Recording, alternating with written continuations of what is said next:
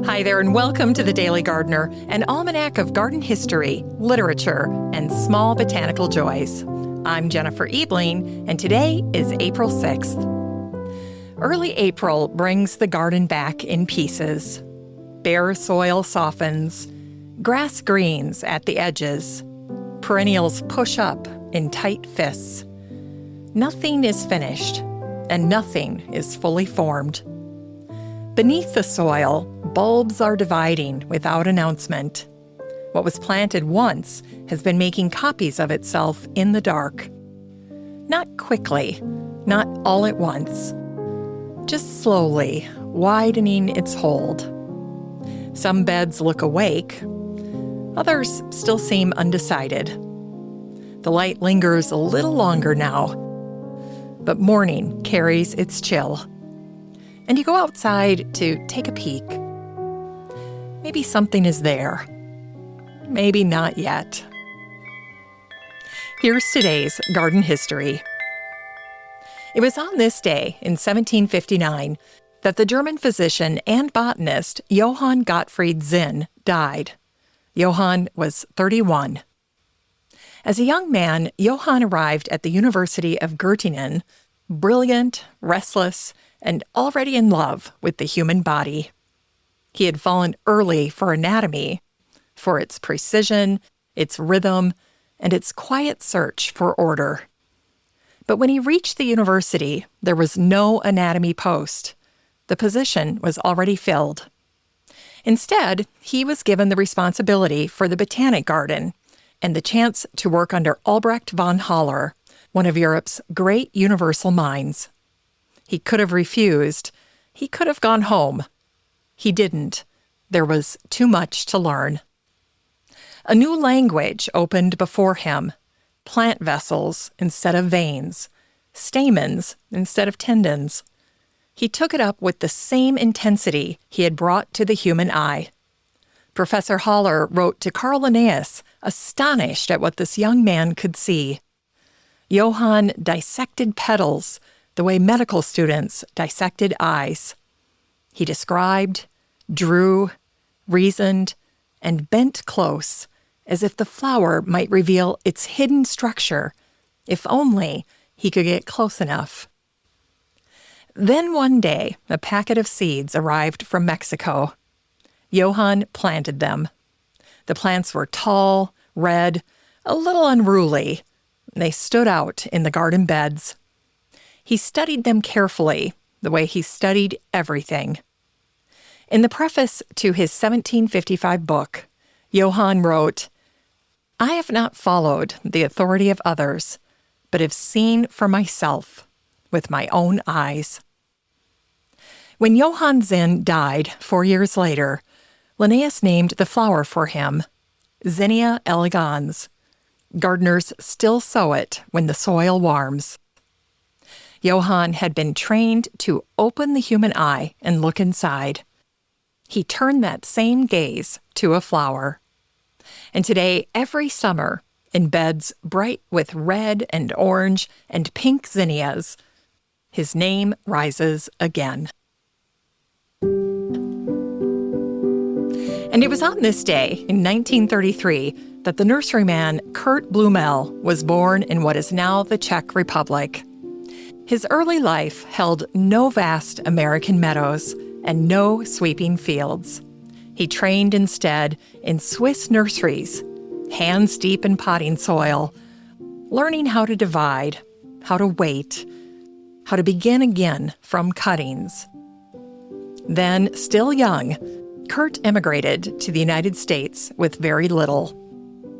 Years later, he would laugh about trading Swiss cheese and croissants for powdered milk and margarine. But what he carried across the ocean was steadier than comfort. It was conviction. Kurt looked at ornamental grasses and did not see filler. He did not see background. He saw structure and movement, and the way light passed through blades. Where others planted sparingly, Kurt planted 40. Where someone else might plant 10, he let grasses lean into one another. He let them travel across the land, and he let them catch the wind and answer it. Kurt's nursery in Baldwin, Maryland, began small. A modest list of plants, rows measured by hand. Over time, the rows multiplied and the fields opened until millions of plants moved through his nursery gates each year. Kurt worked beside Wolfgang Umme, and together they reshaped American landscapes.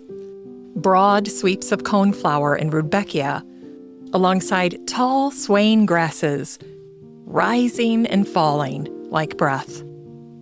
One of their largest projects was the savanna at Disney's Animal Kingdom, acres designed not for stiffness, but for motion. Kurt returned to that idea again and again. Let the plants move. After he died in 2014, the fields did what they had always done. They bent, they shimmered, and they leaned in toward the light. And in that movement, in the sound of blades brushing together, Kurt is still there, placing one more grass into open ground.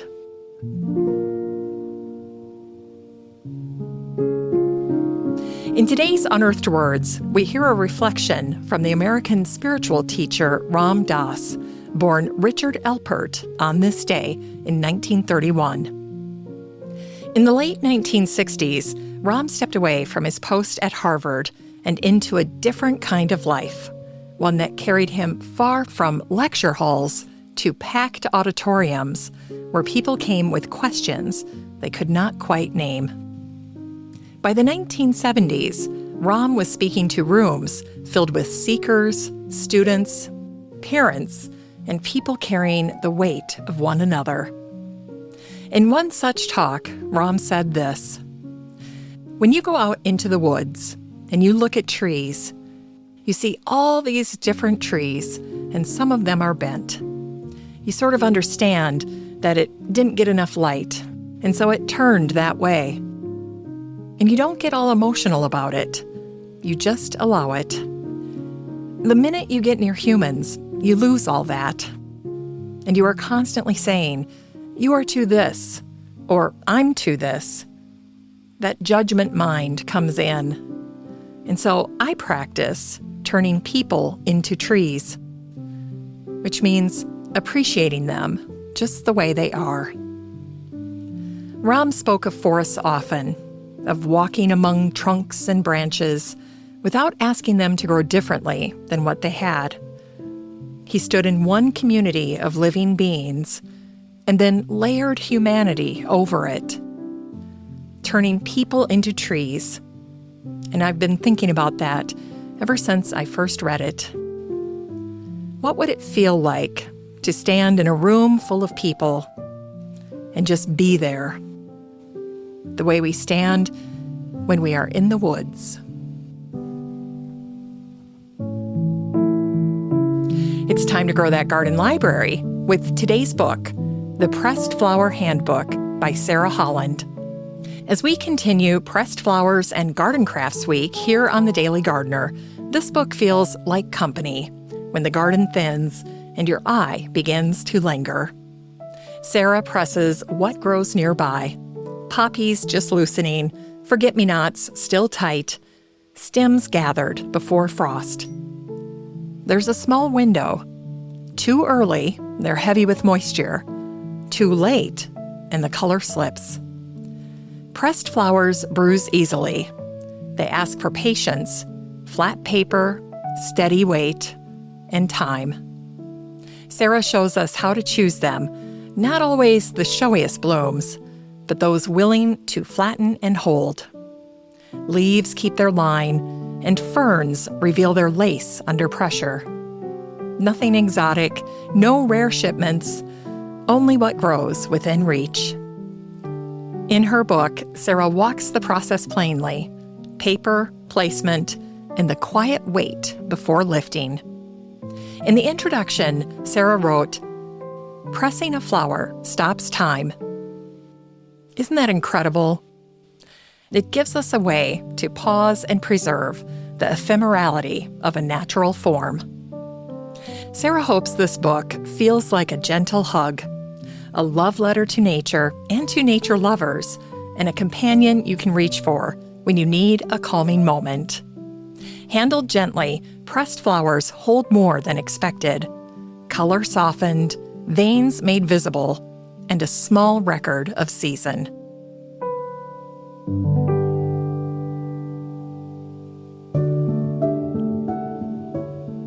And finally, here's something sweet to ignite the little botanic spark in your heart. It was on this day in 1528 that the German painter and printmaker Albrecht Dürer died at his home in Nuremberg after years of illness. Albrecht was 56. For decades, his hands had worked in line and color, altarpieces, self-portraits, and engravings that traveled across Europe. But 25 years earlier, in 1503, Albrecht knelt down close to the ground, and he lifted a small clump of turf from a nearby field and then carried it back to his studio. It was no grand subject, just earth and grass set on a table in the light. He painted it in watercolor on a canvas about 16 inches tall and a foot across. He called it the Great Piece of Turf. Not a rose, not a lily, a tangle of grass. A dandelion gone to seed, broad plantain leaves pressing low, and roots exposed, with soil still clinging. The viewpoint is what stirs. The eye comes down to the level of the ground. Each blade has its space, and each leaf has its time. Nothing was elevated, and nothing was diminished. It is simply what grows. More than 500 years later, grass still pushes through disturbed soil. Dandelions still lift their bright heads and scatter. And somewhere, a small painted patch of earth holds its place, as if the artist has only just knelt beside it.